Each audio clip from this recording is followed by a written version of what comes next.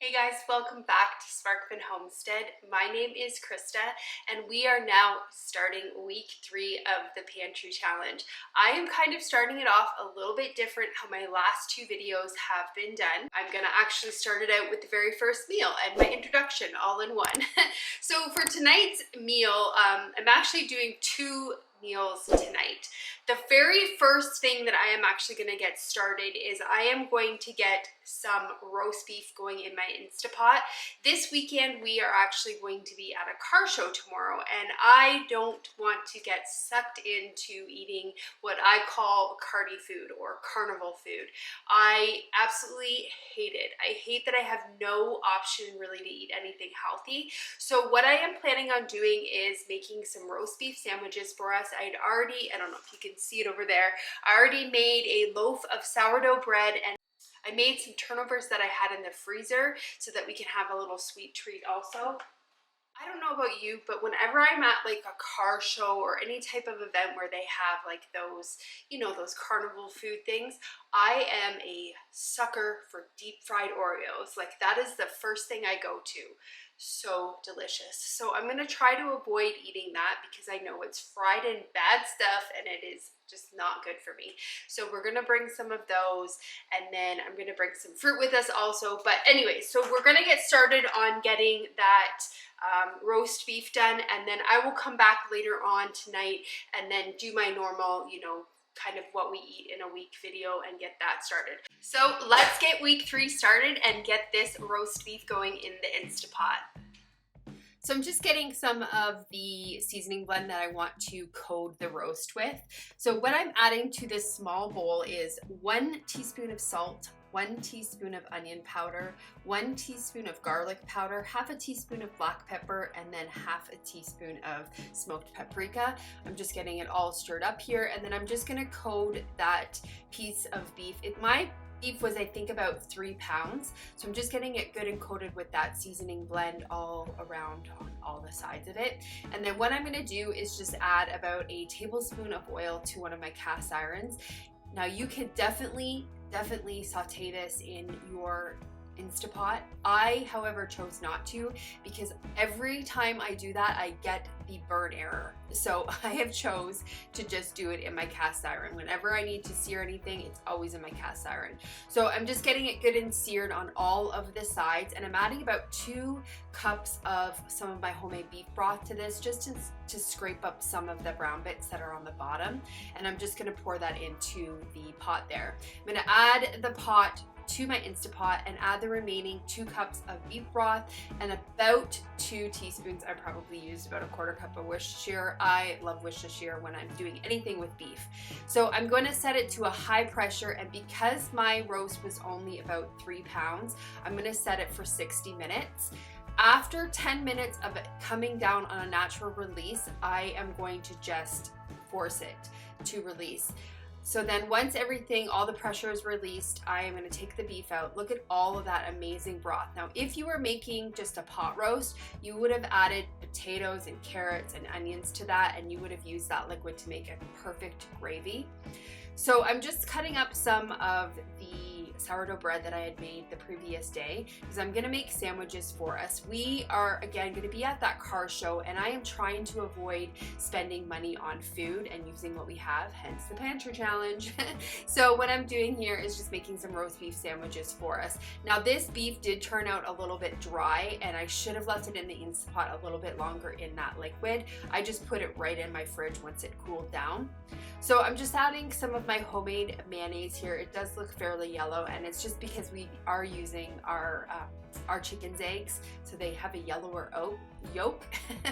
And I'm adding some regular yellow mustard to Stevens and some Dijon to mine. And then to my sandwich, I am adding just some of my homemade pickles, and to Stevens, I am adding a little bit of mozzarella cheese I had left over that had to get used up. So I'm just bagging them up. This is kind of our way of not spending money on unnecessary food when I can just bring food in. So we've got a good snack and then we've got some homemade turnovers for a sweet treat. The next meal that I was making was a Korean beef, and I was kind of excited to make this recipe because it looked really simple. So I just have a pound of our thawed ground beef there. Now we do purchase our beef in bulk, so we order half a cow at a time. So this is just some of our personal beef that we have here, and I'm just getting it good and crumbled up, and then I'm going to make the sauce to go into that ground beef.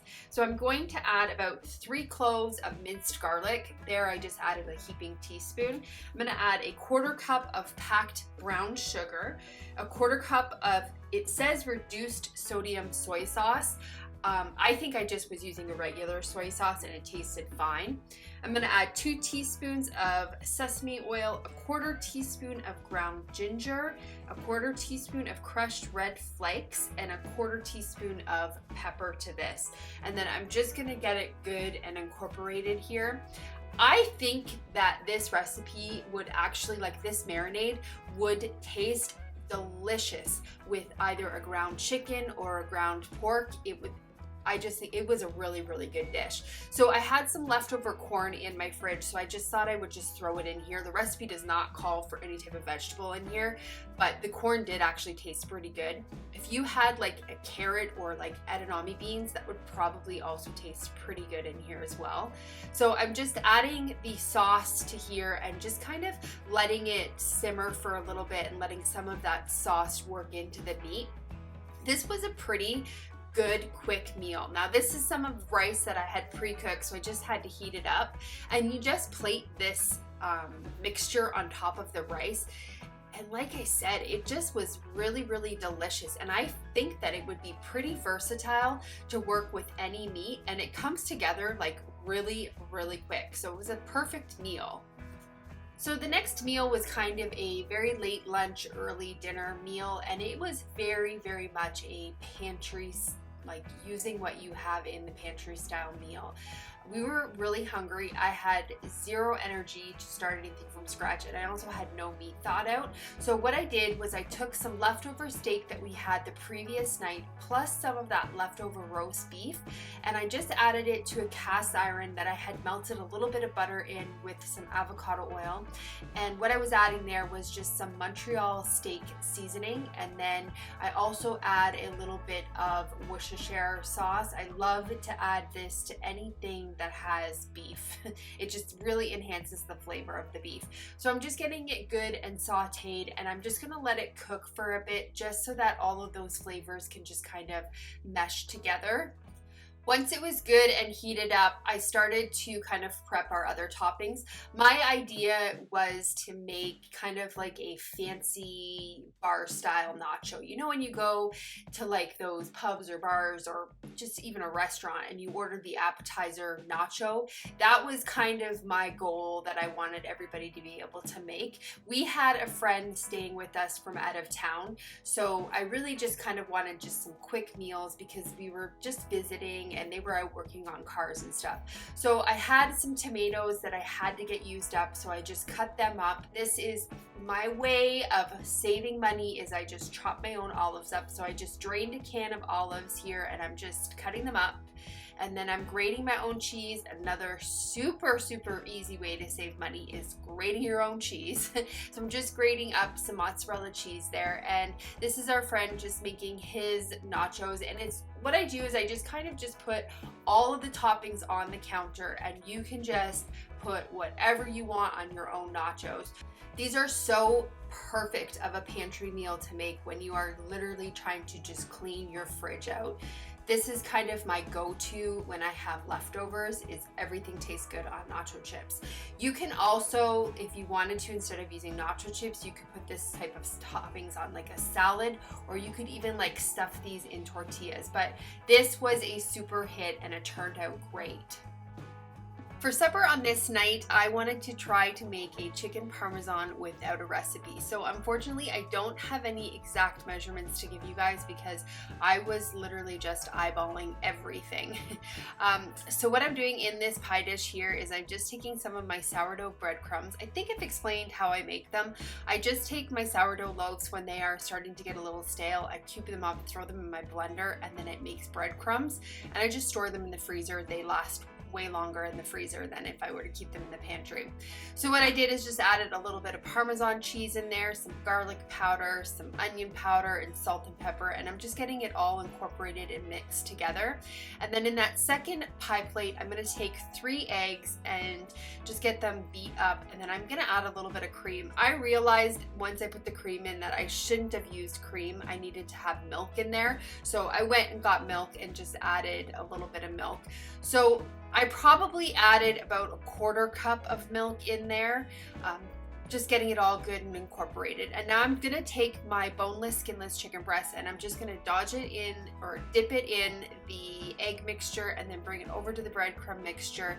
And I'm just gonna put it back into the egg mixture and back into the breadcrumb mixture. Now I had to refill this breadcrumb jar or pie plate a couple of times. I kept running out of breadcrumbs. You need to make a lot if you're going to be doing the double dipping. So once I got them all breaded, I took my 2 cast irons and I put them on about a medium heat, and then I added some avocado oil there. I'm just putting the chicken breasts into the skillets here, and I'm not trying to necessarily cook the chicken breasts. I just want to get them just kind of browned on the outside of them, just kind of cook some of that breading. Now you can see there that the tongs were a bad decision. I peeled off some of my breading, so I went and got the flippers. So again, I'm not trying to necessarily cook them, and I realized that some of these pieces were very thick pieces of chicken breasts, so I actually had to cook them a little bit longer. So I'm just taking some of my homemade pasta sauce here and just putting a little bit on the bottom of a 9x13 Pyrex casserole dish and just kind of getting it evenly coated. And then once all of those chicken breasts are again, not completely cooked because I don't want to overcook the chicken, just slightly cooked, I'm gonna add them all to that casserole dish. And then once I get them all added, I'm gonna take the rest of that pasta sauce. You can use marinara sauce, tomato sauce, whatever you have available. Pantry challenge, that is the whole thing. We're just using what we have. So you're gonna just dump it all on top of that. And I'm just taking a little bit of Parmesan cheese there, and then some mozzarella cheese, and just emptying the bag. I was kind of just trying to use up all of my cheese that I had building up in the refrigerator. And then I just have some of this Parmesan, again, a different kind of Parmesan, and I'm just gonna grate some of that on top. I'm gonna cover this, and I believe I put it in the oven at 350, it could have been 375, and I cooked it for about 30 minutes. Once the time was up, I took the foil off just because I wanted to get that cheese browned up on the top, and I put it in for about another 10 minutes. Again, just to brown that cheese. And then I actually, once that 10 minutes was up, I just threw it on broil, like a high broil, and just kind of browned the cheese. So what I'm doing here is just taking some of my canned green beans and just getting them heated up. I also made some pasta there. It's just, I think it's called rigatoni. I can't remember what the kind is. You can use any pasta you want for this. You can use spaghetti, anything works terrific with it. So then once I got the pasta on the plate, I just put my Parmesan on top of it with lots of pasta sauce.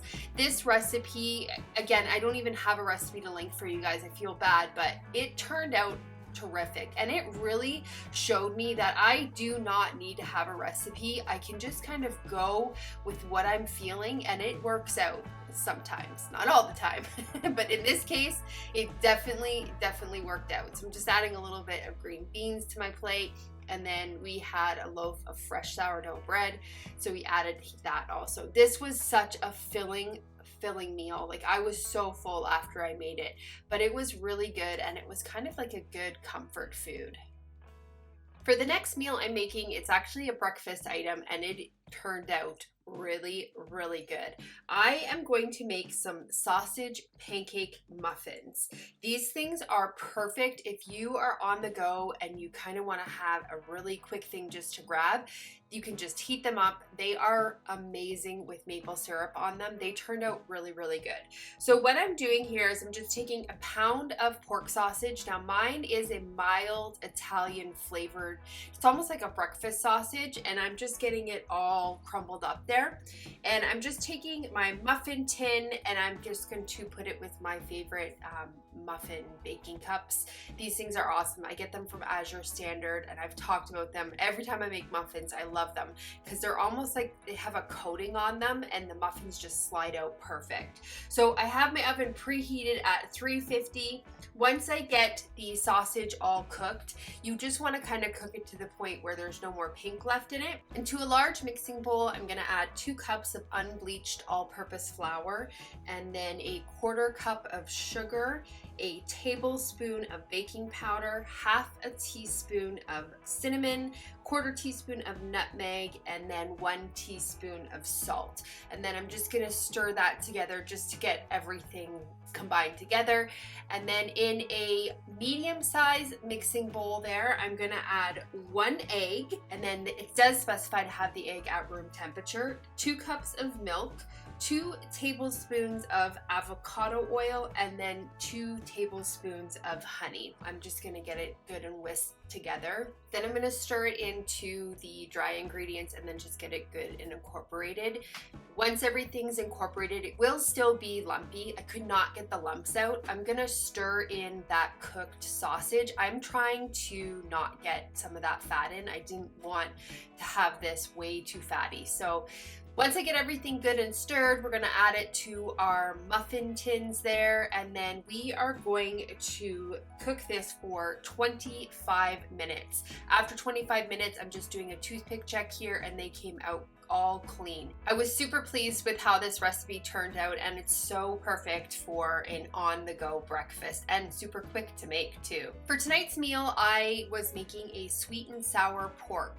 Now we had just ordered a whole hog from a local farmer, and he gave us pork loins, and we don't really gravitate towards eating pork chops or like this cut of meat. So I was trying to find some recipes where I could use it up, and I found this recipe for the sweet and sour pork, and I thought this is perfect. I'll try to use some of these up here. So what I'm doing is just cutting up some of the pork loin into 1-inch cubes and taking off some of the fat. Now, after tasting the recipe, I definitely should have left some of it on because the pork was kind of dry, and I think if I would have left the fat on, it would have tasted a little bit better. So I have an onion here that I just went and picked from my garden, and I'm just gonna cut it up into really, really big pieces. Steven does not like onions, but if I cut him into really big pieces, he doesn't mind because he can pick them out. And then I just got some peppers from my freezer from last year's garden, and I had them thawed out, and then a can of my pineapple. So I'm just adding the pork to the Instant Pot. Now this recipe was very, very particular on it, how it said you had to add the ingredients to the Instapot in order to avoid the burn error. So what I'm adding there is just my pork, my cut up onions, and my can of pineapple, and then I'm adding 1/3 cup of water, 1/4 cup of apple cider vinegar, 1 tablespoon of soy sauce, 1/3 cup of ketchup, and then 1 tablespoon of hot sauce. If I make this again, I'm not adding 1 tablespoon of hot sauce because this was way too spicy. Like Steven said, after a couple of bites, it kind of hits you, and it was just too spicy. So I'd probably go with 1/2 tablespoon next time. Also, this is my homemade hot sauce, so it is on the very, very hot scale. So that might have been it. And then it says to add 1/2 teaspoon of paprika, 1/2 teaspoon of ground pepper, and then 1/3 cup of brown sugar. And then you just put the lid on, and then I'm gonna add it to high pressure and cook for 6 minutes, just making sure it was sealed. But then I realized as I was reading the recipe notes, it said if you wanted to have softer peppers, add them in when you're adding your onions in. So I had to stop the Instapot, open the lid up, make sure it was not at pressure, and then add the peppers and then redo everything from there. So after the 6 minutes, what you're gonna do is you're gonna let it come down from pressure for 5 minutes. While it was doing that, I was just making up a cornstarch slurry there, just adding 2 tablespoons of cornstarch and 2 tablespoons of water and mixing it all together. So after it came down from the pressure, I just opened it up and then I turned my Instapot on to the saute function, and you just set it on low. And then what I did was just stir in that cornstarch slurry there, and then it just gets nice and thick. You can add more or less cornstarch depending on how thick you like it. It turned out really good. It was such a quick, easy meal to make. And then there, I'm just using some leftover noodles to put them on. Preferably, you probably wanted to put this on rice, but I just was trying to clean the fridge out. It was a really spicy one, and the pork was really dry. But other than that, it was actually a pretty good meal. Tonight's supper, I am going to make one of our favorite meals, and it is Swedish meatballs. So I'm just taking some of my pre-made frozen meatballs here, and I'm just gonna put them in a 450-degree oven and cook them for about 30 minutes. They are fairly large meatballs, so it does take a little longer to cook. You can definitely cook them in or saute them in your frying pan here, but I've just found that the meatballs tend to fall apart a lot, so I like to pre-cook them. So while they're pre-cooked, I'm getting 4 tablespoons of butter melted there in that skillet, and then I'm also getting some of my bow tie pasta just boiling, because I want to be able to put these Swedish meatballs on top of the pasta. So I'm just making up a roux here. To this melted butter, I am adding 3 tablespoons of just an unbleached all-purpose flour, and I'm just going to whisk that until it is, the raw flour taste is removed and it's almost a nutty smell. So once it is good and brown, I am going to add 2 cups of my homemade beef broth there, and the recipe does recommend that you preheat the beef broth before you add it into this roux.